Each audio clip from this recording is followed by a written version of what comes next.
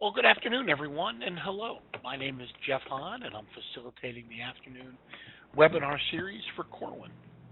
Welcome to Why ELA Standards Are Important with Jim Burke. Now, what I'd like to do is turn the meeting over to Rebecca Eden, Executive Marketing Manager for Corwin.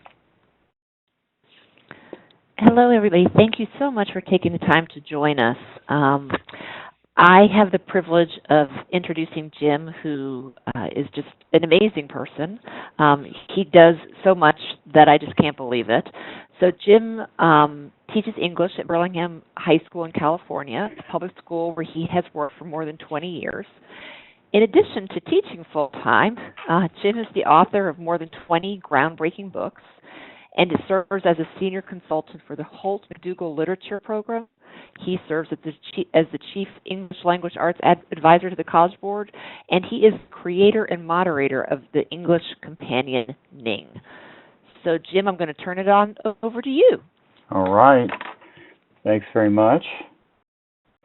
I've got to figure out how to arrange these things in my window. So it's really nice to be here with you today. I find it relaxing to be able to sit at home and have a conversation about our work. I don't like to kind of just speak. Remember when you start teaching, you go to back to school night, and they just tell you to just talk from bell to bell, like don't let the parents get a question in. So for these online webinars, it's certainly much more preferable to be a little more interactive. We're going to be talking about some ideas that come out of this book, but also just out of my own classroom and hopefully out of yours. And I'd like to be a little interactive. I guess all the questions coming from everybody who's with us today they'll come through the chat, not audio.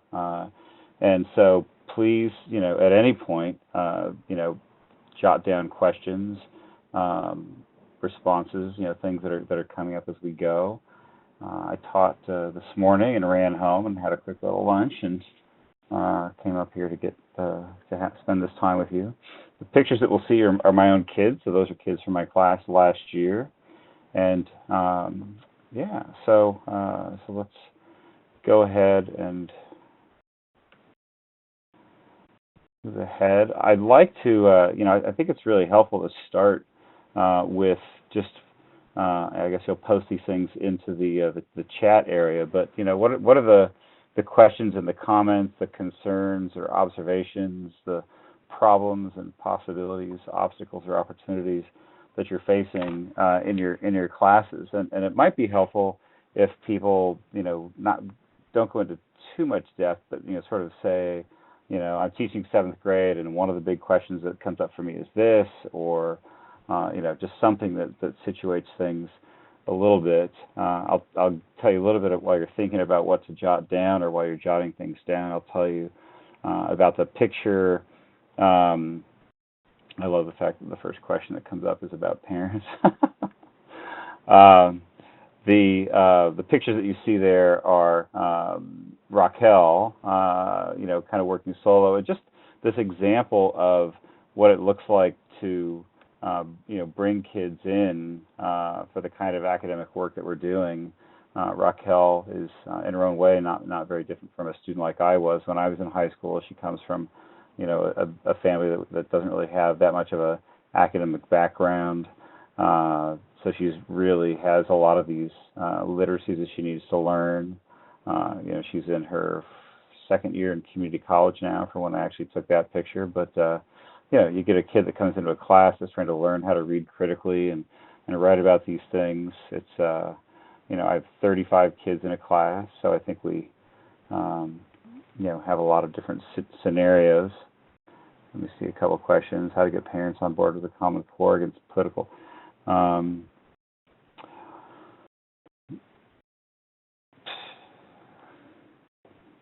One of the things that I think I'll just kind of respond as we go along. One of the things that I think is an interesting response, maybe a follow-up question to Jared's question there about getting parents on board with the Common Core, is one of the whole premises behind the book, Your Literacy Standards Companion, was that we kind of had this division in the country between Common Core and non-Common Core states, but then we went out and we looked at all the different states in the country, basically, that weren't identified as Common Core states, and really with the exception of Texas, and I think one could kind of make an argument that Texas isn't really even an exception, is that the Common Core is really at the heart of all the other states. They've just sometimes it's as simple as almost changing the font, and so the question would be, with the getting on board with the Common Core. Is it a Common Core state that that parents are resisting, or is it a non-Common Core state and they're just resisting the idea of standards?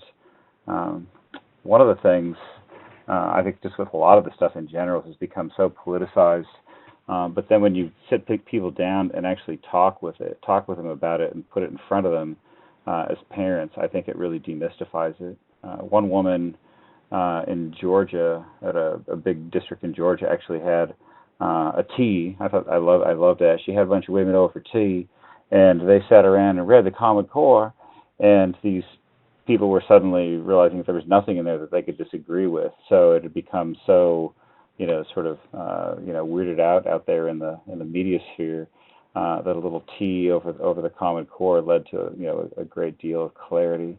So just being clear about what is the Common Core to begin with, and trying to demystify it, I think a lot of times it's based on just a lack of understanding of what it is and what it looks like. So I'm not sure if that how effectively that answers your question, Jared, but I think that's when you have people like Louis C.K. tweeting, as if they're experts on educational matters, then I think we're kind of in a weird place. So technology, it'd be interesting to see what the people that are on with us today to see what their situation is with technology. I have it's actually changed a fair bit since you see the pictures of the kids on that one slide that I have up right now. I have 35 kids in a class. I'm teaching all college prep seniors right now, and the last 2 years I've had a class set of Google Chromebooks. So I have one-to-one laptops within the classroom, and that has, I think this is the first year that I really am beginning to feel, much more comfortable and confident with that, and I think you'll, seeing how to use it, and I think you'll see examples of that from the slides as we go through them today, which is, the ways I've used them to affect my own practice, as well as design the lessons themselves. Carol, working with 21 districts, that's a lot of districts.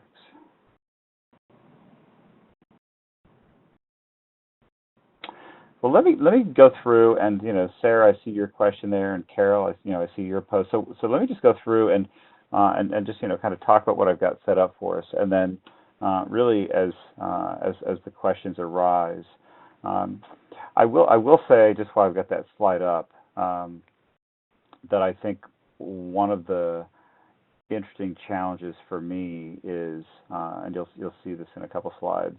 On any given day, we could actually say that we're teaching all the standards, and then you get to these issues of how to prioritize what exactly you're looking at. And so I think what I find myself doing is trying to figure out how to fold as many of them as I can into a day's lesson in one way or the other.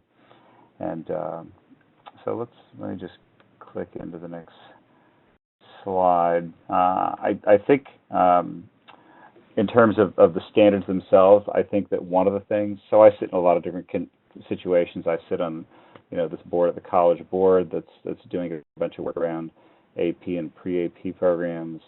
I've sat in on panels and commissions with PARC, as well as within certain states. And one of the things that I think Carol could probably relate to this in her job down in Kentucky is just the need to have a common basis from which to talk about our work. So one of the things that I do think is really valuable is the extent to which the standards help us kind of have a grounding in the same terms and some of the same practices.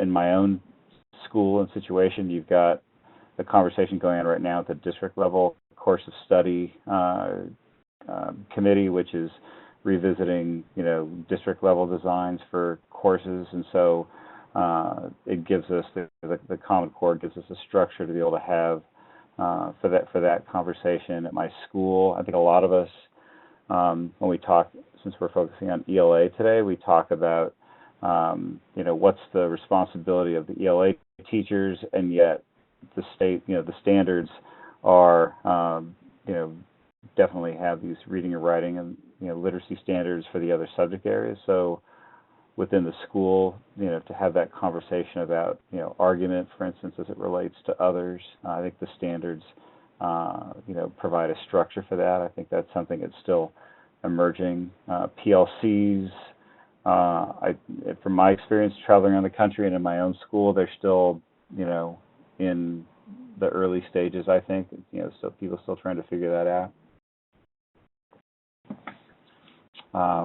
And then in our own departments and just with with teachers themselves. So I think the need to have something to ground the conversation in is really helpful.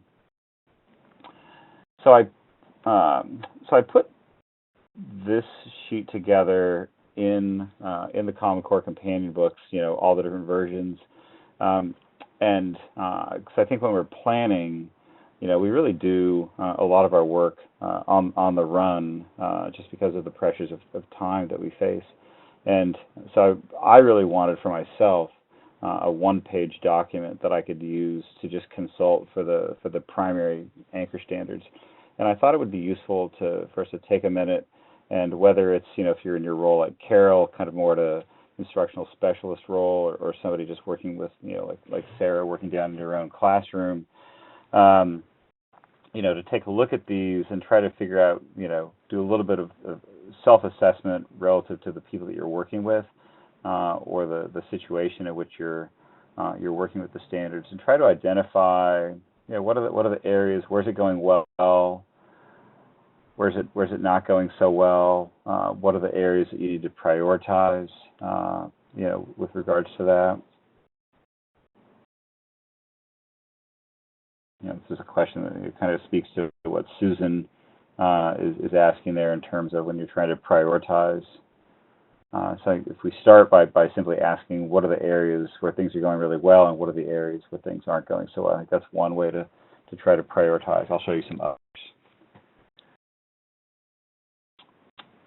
So I guess it would help me to know where you are if you maybe type in some little sense of what you're identifying yourself as areas of strength or weakness, or just relative to priorities.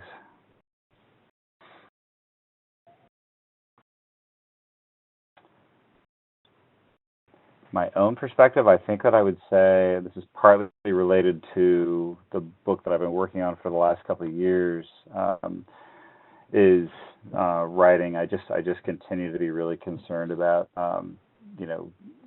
the kids' weaknesses in the area of writing, as well as teachers' struggles in the area of teaching writing. I think a lot of teachers simply aren't taught how to teach writing, and so it remains a trouble spot for a lot of teachers themselves.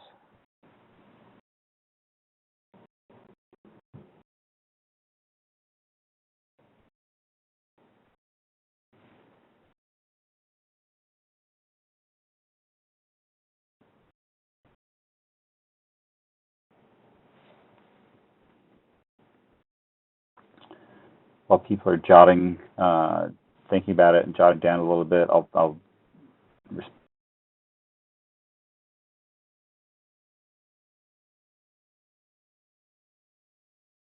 what you'll see as we go through the slide.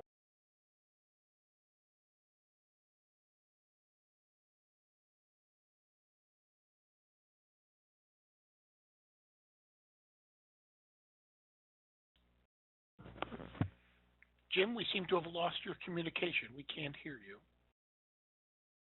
From Oh, there we the go. College Board as an actual kind of new trend. You can't hear me? Jim, yeah, this is Rebecca. You're Can you're you hear cutting okay? you're cutting in and out, so I think that yeah. Okay. Maybe I'll hold my mic over here a little closer. There you go.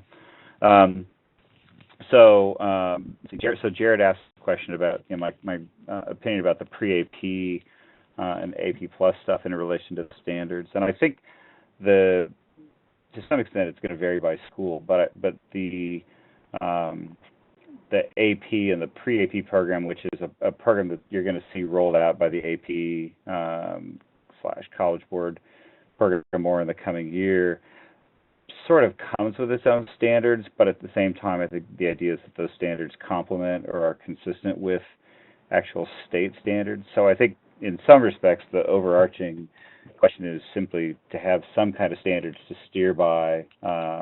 Which ones they are depends kind of on the class and the context. So if somebody's teaching an IB program or somebody's teaching an AP or a pre-AP, those programs come with their own standards, but they should complement, the state standards. Susan, when you say you have a lot of division in your district, does that mean like more geographical division, like you're talking about, or is that more use?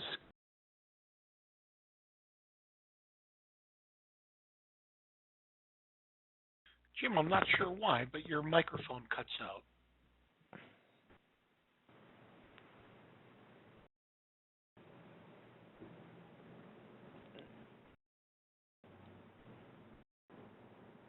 Jim, this is Rebecca. We can't hear you. Oh, you can't? No. No.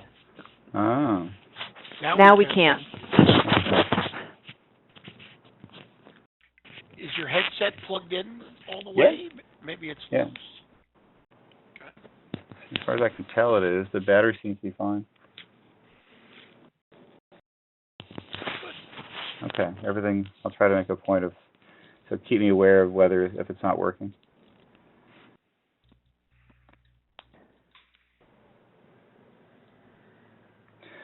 So one of the things that comes through in the people's different comments, which I think is it's interesting, and I think it's consistent with what I see, is you have people, like Carol and maybe Susan, I'm not sure about some of the others, where you're in the position of having to provide, the leadership as to getting others to adopt and implement it, and then you have working in the classes trying to figure out how to implement what it is that they're doing at that level. And I think that's, on some level, I'm comfortable with the idea that we're moving through a phase of disorientation with some of this stuff, and it's it's messy. So let me take you into my classroom. Okay, talk about this.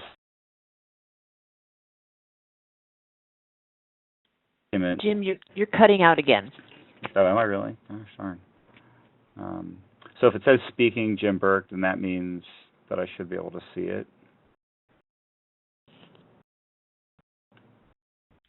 Oops. Yes, that's correct. Okay. So this is a document that I created called, and the idea was to take from the standards essential performances. So I think this works regardless of what state you're in, and the premise was to identify the different performances. And so I think of performances as similar to the games. Like if we were a basketball team in our class or in the department, these are the games that we would play, not the practices, right? And so the idea that there should be these performances that we can look at. And then the other thing about the document is, and I think this is really helpful for everybody in different ways, but especially those in leadership positions, to be able to look at what are people doing. It's different than mapping, at least in my mind. And so the idea is to be able to put this down in front of people and ask people, like at the top, you can write 9, 10, 11, and 12, for instance, and to ask people to identify what are the different things that they're doing in each grade level as you go across. So if you look at research, for instance, the idea is that the kids should be doing research projects all 4 years. And then if you think of it within each box, so like if the far left column is a 9th grade box, then the question is what is the progression from August to June within kind of that 9th grade box, or are they just doing one research assignment? So the way that I think about it is there should be a progression from August/September to June within a box like the 9th grade, for instance, and then 9, 10, 11, 12, there should be a progression.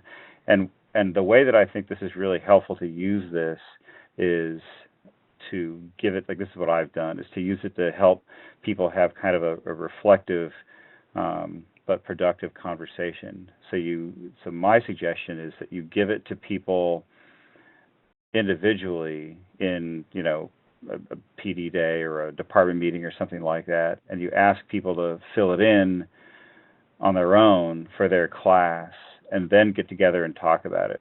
Because if you say all the sophomore teachers get together and they sit down and they write with each other, then I think what's in danger of happening is they kind of, look over at their neighbor and they say like, oh yeah, I totally do that too, and they may not. And so to have people do it on their own and then come to the conversation creates these, what we might call these conversational opportunities that allow us to look at like, okay, so what are we doing with research, all across the 4 years, and how can we improve that or make that more consistent? Tony's asking where can you get copies of the text, and if these documents are not, I guess right now they're only available in the slides, but I can certainly make them available to the people at Corwin to be able to post them out on some way for people to get access to them. So any questions about this tool? I've found it really helpful, both for myself as well as kind of at the department and the larger level, because I think people need to have these tools to kind of facilitate some of these conversations.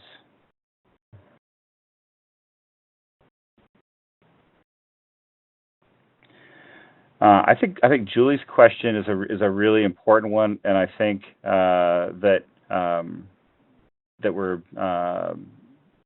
we're all struggling with that in different ways. But the question is, how's it going in different districts for getting content area teachers to accept responsibility for the literacy standards? And the one thing that I'll say. So I don't travel out to schools that much because I go to work every day as a teacher. But the one thing that I will say is the places where they have taken the approach of, we're going to start it, the English teachers, we're going to start it, but you guys have to accept your responsibility and kind of pick up the slack. I think that, you can so easily see where that's going to lead, because then people, just kind of feel like it's been outsourced. And so I think people need to know what it looks like in their different subject areas.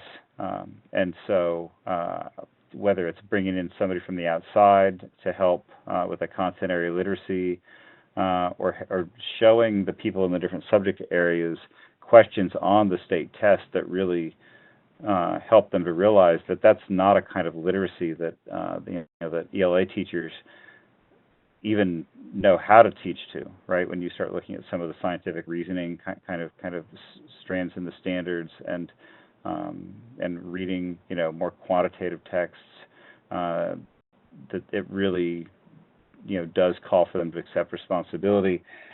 So so I don't have a really clean answer about that, but what I have seen that I don't think is very effective is to try to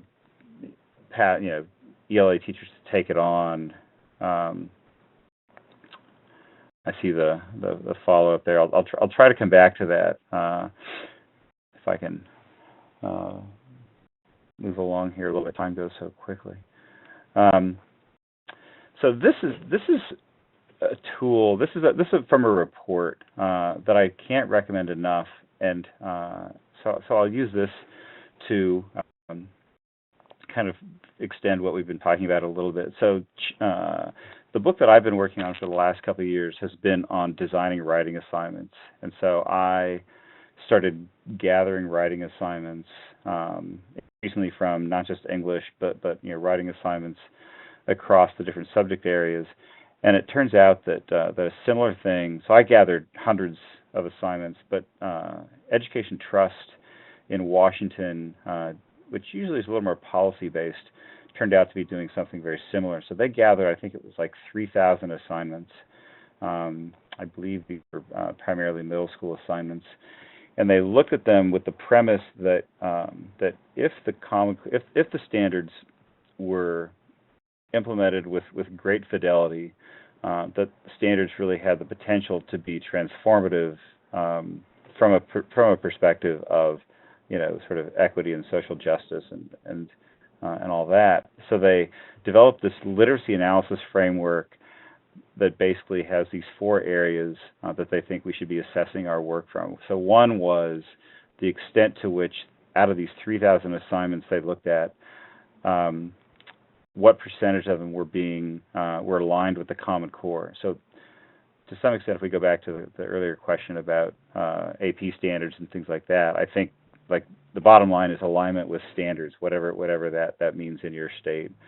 And you can see the percentage there. They found that out of these 3,000 assignments, that only roughly 38% of them were really grounded in all of the major criteria for the assignment. The second thing was, and I think this is really a major deal, the centrality of text. So when the assignments were designed, how central was the text in terms of, the answer was in the text, as David Coleman will say, the 4 corners of the text. And they found that only 15% of all of these 3,000 assignments met all the criteria for really being grounded in the text. And they looked at how cognitively demanding the assignments were relative to what they needed to be, and they found that only 4% of them really provided significant cognitive challenge. And then when they looked at motivation and engagement, they found, by whatever their criteria were, that only 2% of the assignments out of these 3,000 really met the criteria for being motivating and engaging. So I find this report and this these 4 kind of call them lenses extremely powerful, because one, anytime somebody can get something down to 4 and I can kind of look at it, then I find that especially helpful.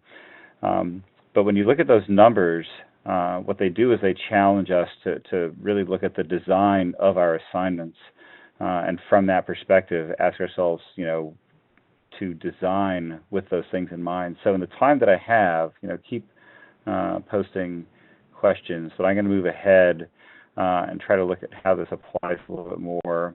I'm going to kind of skip past these. You can go back and look at those.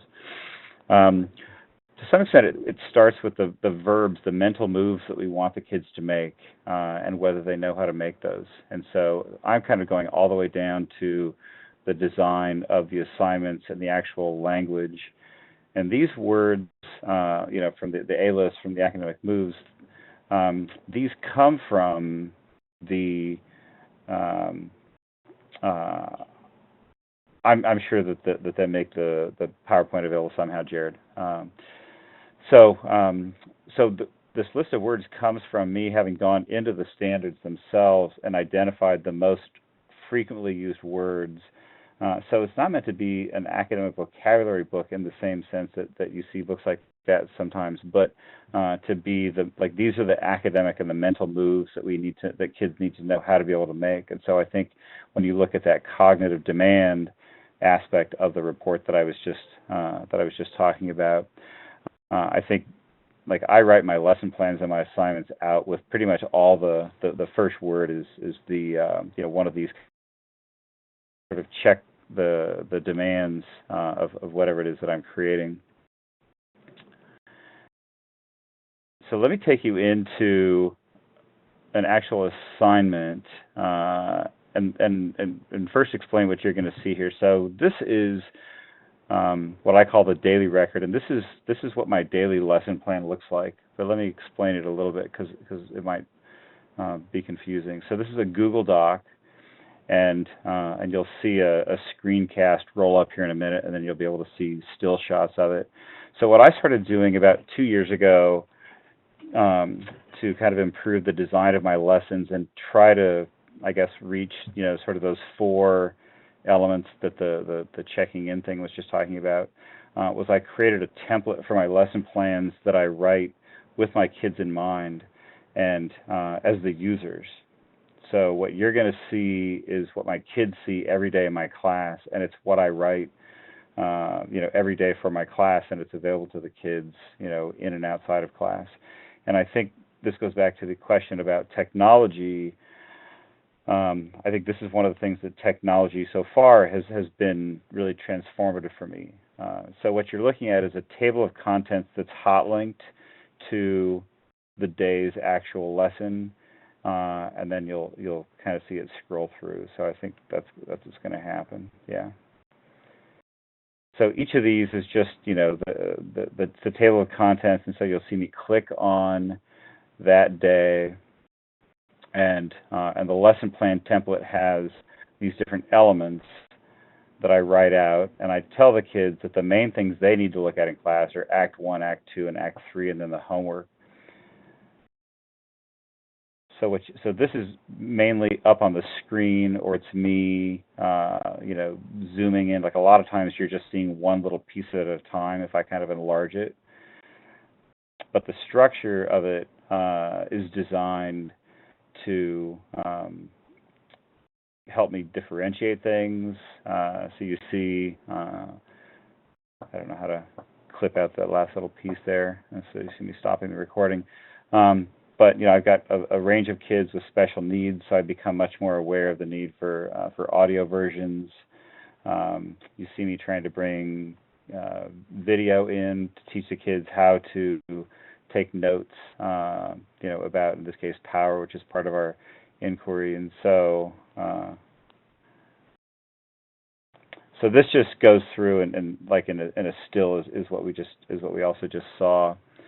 So this has just been transformative to me. I keep refining the example. I think it looks like a lot, but I think what it looks like in class is it doesn't look like so much because the kids aren't seeing, they're seeing just a part of it at any one period in time. And so what you're looking at here is 2, like if you printed them out, they would be 2, pages of a document.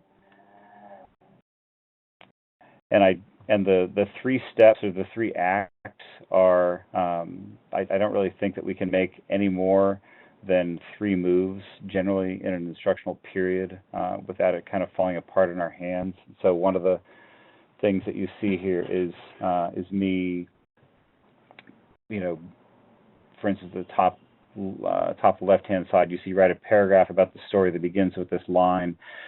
So we've been working with writing, and I've been playing around with different kinds of frames that are intended to guide their.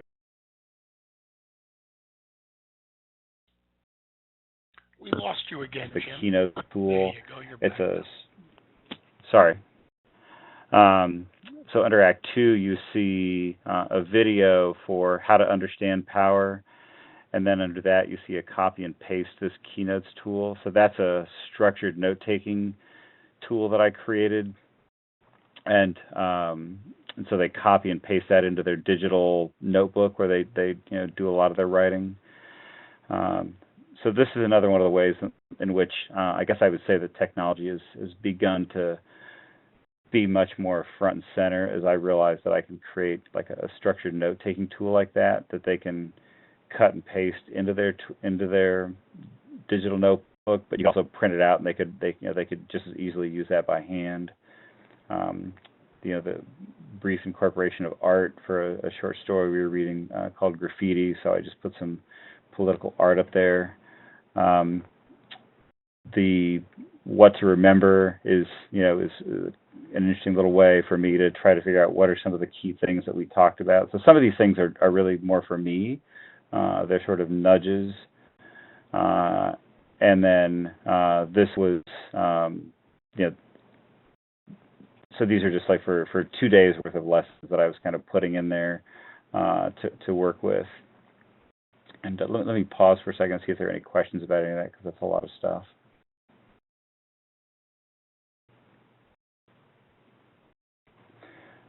Susan is asking,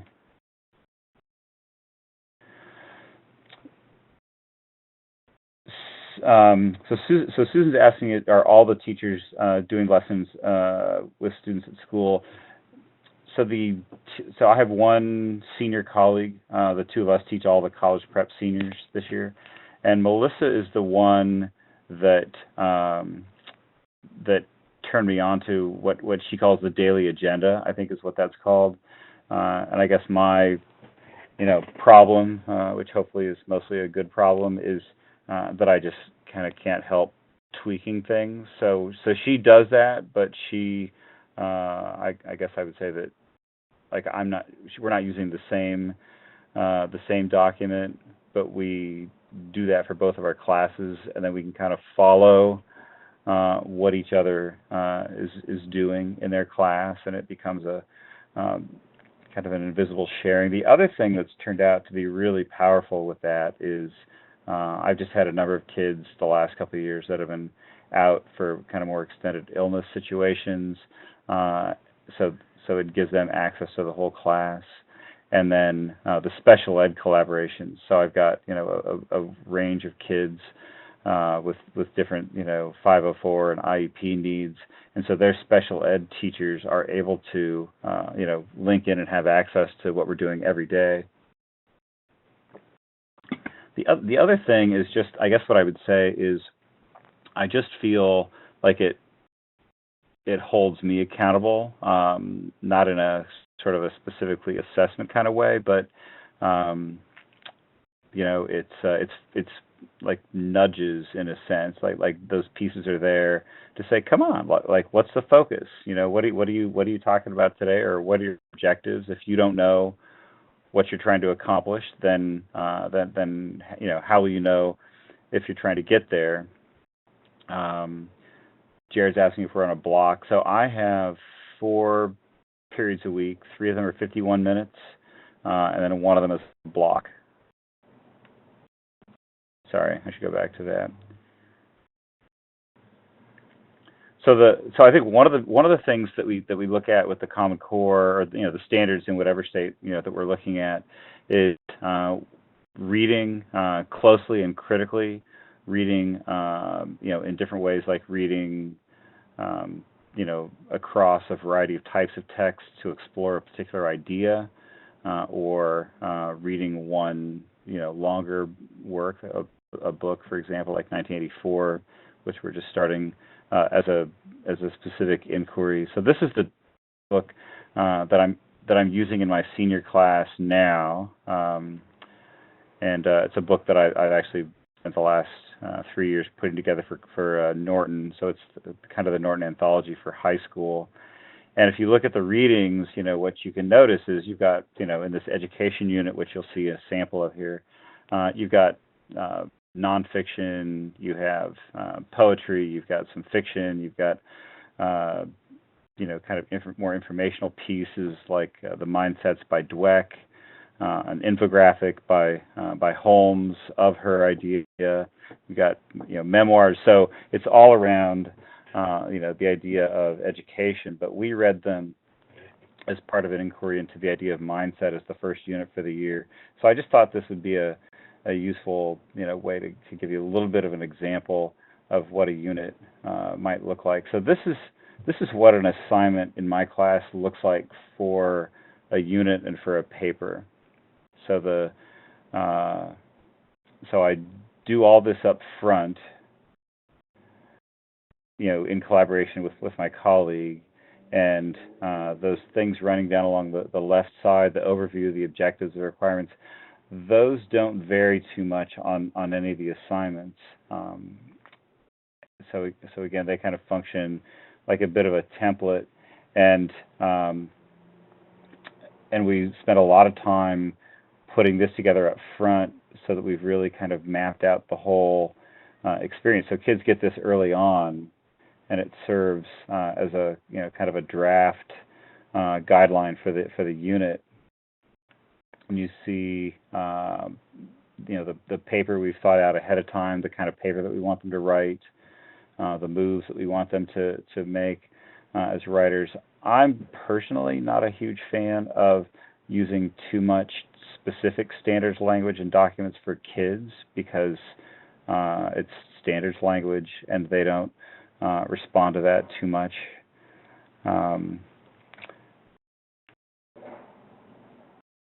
So if you were to go through the document that I just showed you, I went through and I highlighted, using that one-page document, the quick reference. If I could go through, I could probably highlight even more, but if I were to go through and highlight all the different standards that I could say the assignment addresses, I could highlight at least this many. Right? I mean, they're all in there in good faith and on some level. And so the question is, how do we kind of keep focusing on them? All these standards that I addressed in some much more intentional, instructional, deliberate way, I would say probably are represented by the.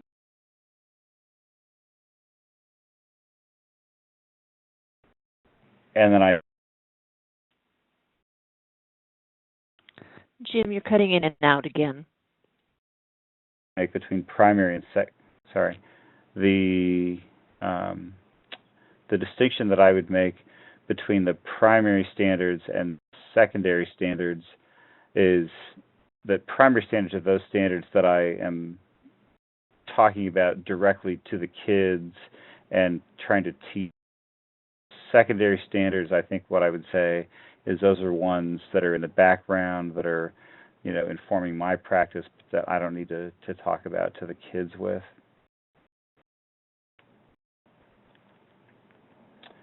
So a couple examples of ways that we worked with the texts when we read them. So for instance, when the students read from the memoir of Sonia Sotomayor in the book, I created this structured tool for note-taking, and they did this as a Google Doc collaboratively.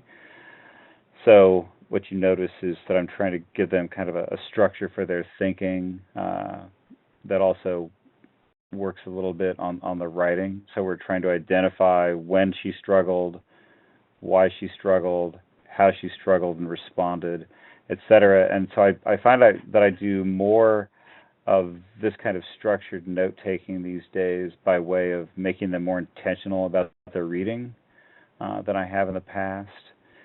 So the kids are having a conversation, they're having to go into the text, they're having to find specific examples, and then when they finish, they're coming out and they've got a lot of notes and a lot of details to be able to use for writing a well-developed academic paragraph. Let me pause for a second and see if anybody has any questions about this.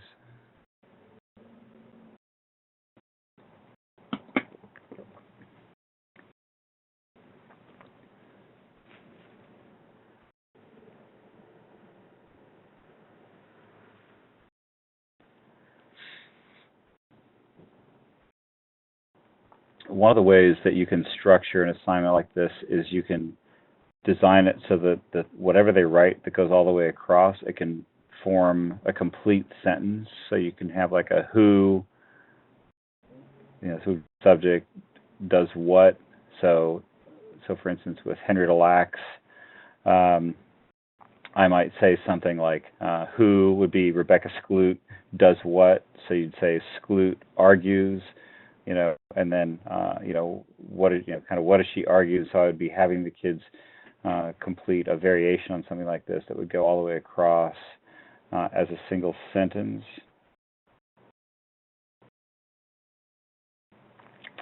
Yeah, I mean, so Sarah's comment, about engaging with a chart like this, I think one, it works on a lot of different levels. You can have a big thing on butcher paper. You can, you could do some variation with Post-it notes. Probably kids can do it on computers. It works, for kids to do it on their own.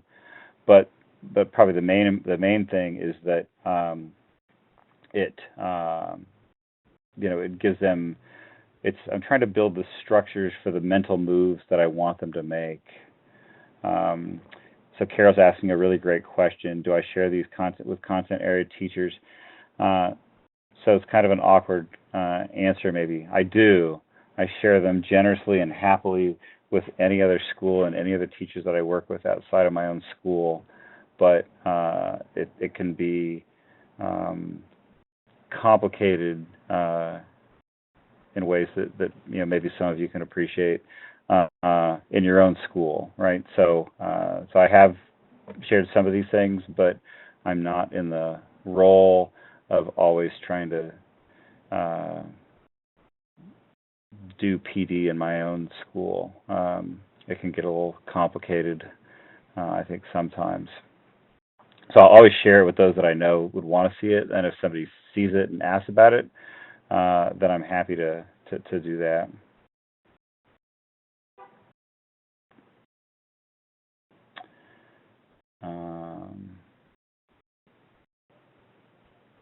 I'm reading a couple questions really quick.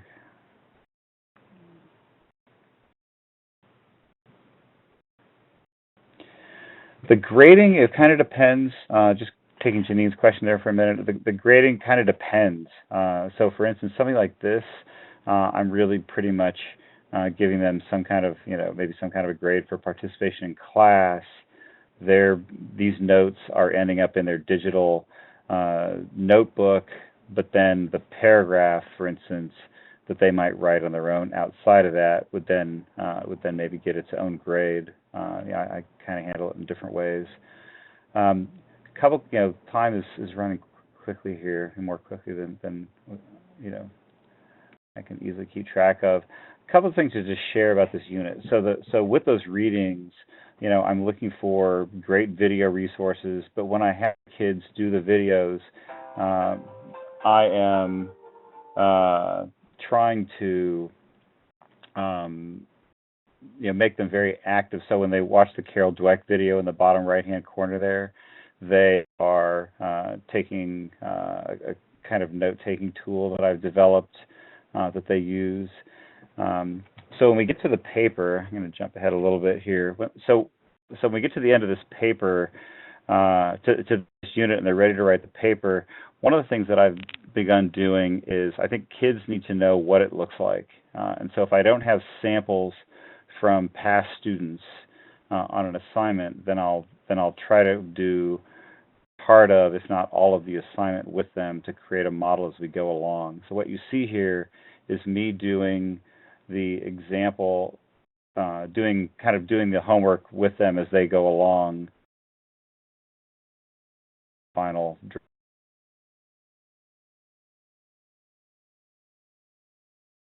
changes feature in.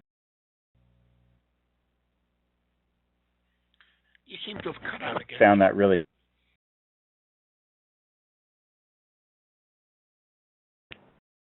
Sorry. One of the big obstacles for so many of the kids is they just don't know what it looks like. So again, what you're seeing here is me writing.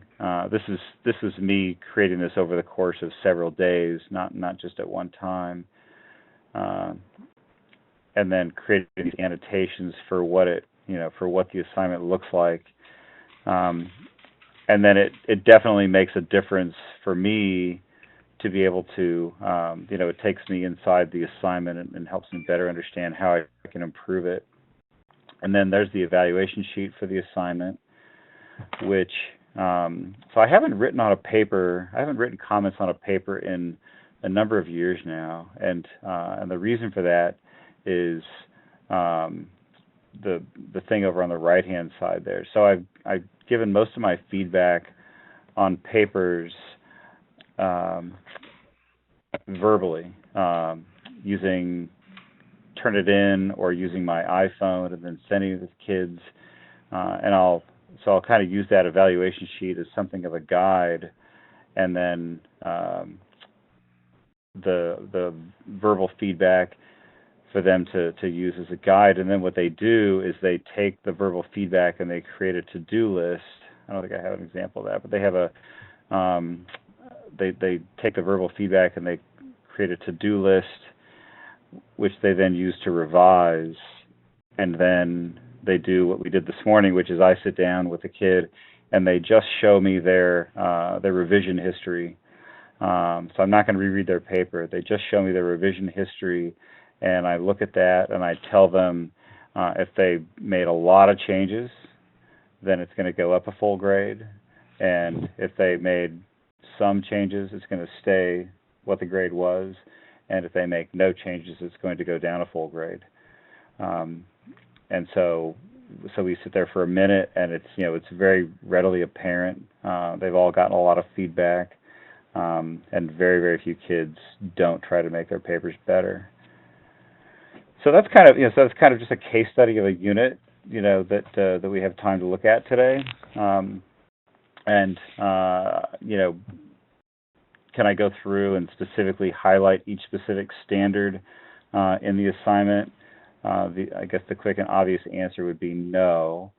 But when I go through and I'm designing it, am I looking at the standards as kind of an informing document and a guide?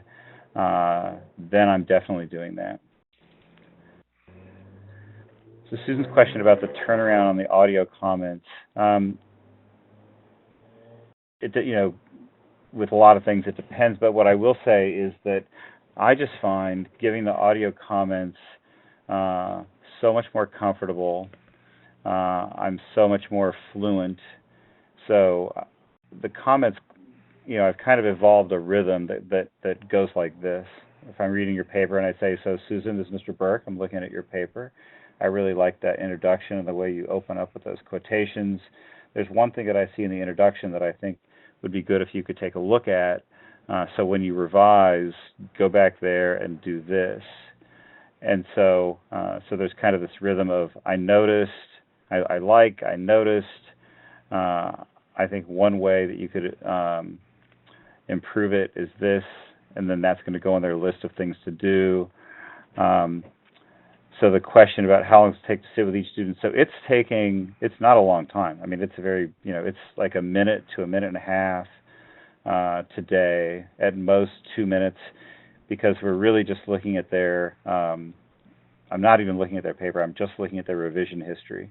And then I'm asking them to tell me what were the changes they made that were most substantive. I'm not that interested in, I want them to have made the things italics that should have been italicized or something, but it's great that you got that work sorted out. But what I really want to know is what were the major changes that you made, and so I'll just sit right there and I'll say, great, you did a lot of work. It really really comes through, and so we'll go up a full grade. What the other kids are doing today is they were engaged in an activity, in groups of 4 around 1984, going through and trying to find examples of different kind of power while I was working with that. So it went well. It's a little loud, but it went well. So we've got 5 minutes. I think we should just relax and have questions.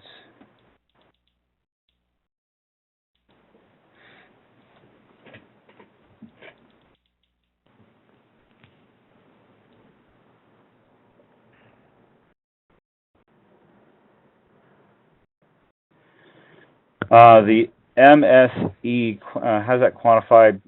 I'm not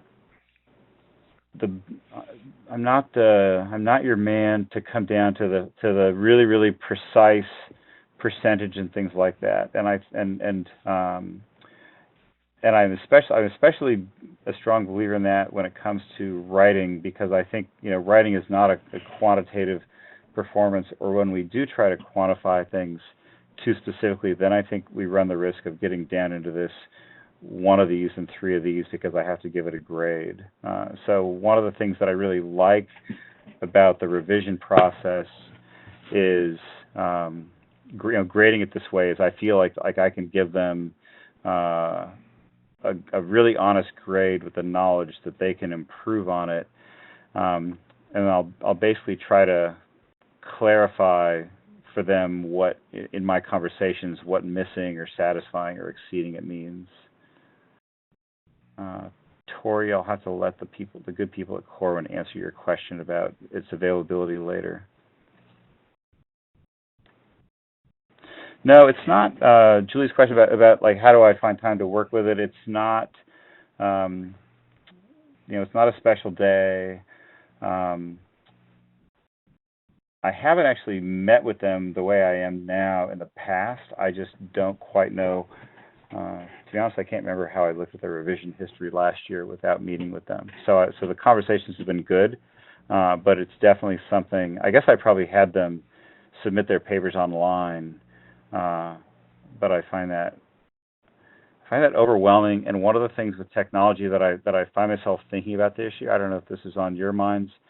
The average teenager, according to the Center for the Study of Media, is spending roughly 8.5 hours looking at screens a day, and so I find myself being really mindful of, even though we're using these computers all the time, am I adding to that? And then, just as important, am I adding to my own time having to look at screens? So this is something that we're probably all working through, in different ways, in our situations. But I do love the conversations about writing. I find those conversations, writing is just hard for kids, and a lot of teachers struggle with it, and so I like kind of getting down there in the trenches with it and talking with them about it. How often do I go off program for sudden interesting events?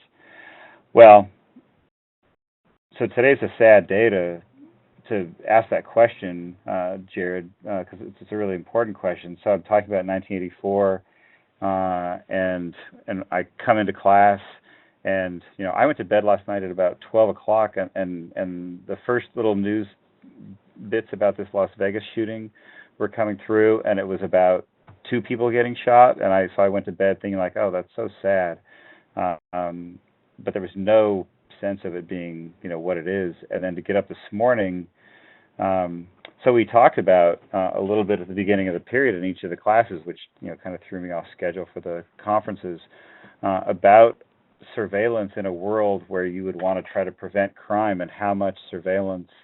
So we kind of went off program, to use your term. We went off program for about 10 to 15 minutes to have a conversation within the context of 1984 about the nature of surveillance in a world where we have things like this awful thing that happened last night in Las Vegas, and what are the implications for that kind of surveillance and things like that. And it just seemed like it was important to have that conversation, but there's also sort of, what do you say about it? It's just so hard.